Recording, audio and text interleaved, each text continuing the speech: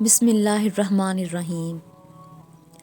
حضرت سلطان محمود غزنوی رحمۃ اللہ علیہ کے پاس ایران کے بادشاہ اپنے سفیر کے ساتھ ملاقات کے لیے آیا ہوا تھا۔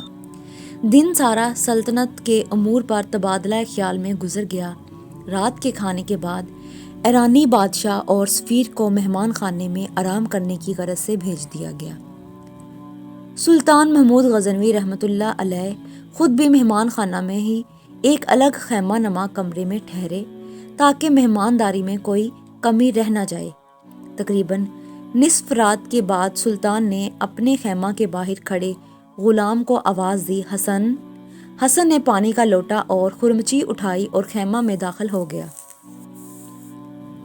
ایرانی بادشاہ بڑی حیرت سے اپنے خیمے کے پردے سے یہ منظر دیکھ رہا تھا اور ساتھ ہی ساتھ سلطان محمود غزنوی رحمۃ اللہ علیہ کے غلام حسن کا باہر آنے کا منتظر بھی تھا، جیسے کوئی سوال اس کو بے چین کیے ہوئے تھا۔ جیسے ہی حسن سلطان کے خیمے سے باہر نکلا، ایرانی بادشاہ نے اسے بلایا اور پوچھا، جب سلطان نے تمہیں آواز دی حسن تو تمہارا حق تھا پہلے پوچھتے، جی کیا حکم ہے آقا؟ تم بنا پوچھے ہی پانی کا لوٹا اور خرمچی لے کر سلطان کے خیمہ میں چلے گئے، ہو سکتا ہے سلطان کو کسی اور چیز کی طلب ہو۔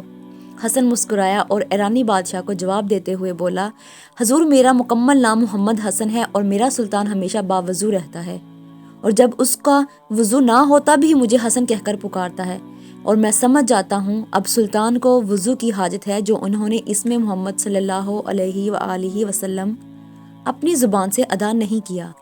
آج تک میرے سلطان نے بغیر وضو کے مجھے محمد حسن کہہ کر نہیں پکارا۔ اللہ اکبر۔ یہ تھے وہ ہمارے اسلامی تاریخ کے ہیروز جن کے دلوں میں عشق مصطفیٰ صلی اللہ علیہ وآلہ وسلم کا ٹھاٹھے مارتا سمندر تھا، اور کافر مشرک ان کا نام سن کر کانپتے تھے۔ تاریخ گواہ ہے کہ بغیر محنت اور مصائب اٹھائے کسی بھی قوم نے ترقی نہیں کی۔ وہ معاشرے جہاں عدل و انصاف کے تقاضے طبقے اور مال و دولت کے حساب سے ہوں، تباہی اس معاشرے اس قوم کا مقدر بن جاتی ہے۔ امید کرتی ہوں آپ کو یہ سٹوری پسند آئی ہوگی۔ والسلام۔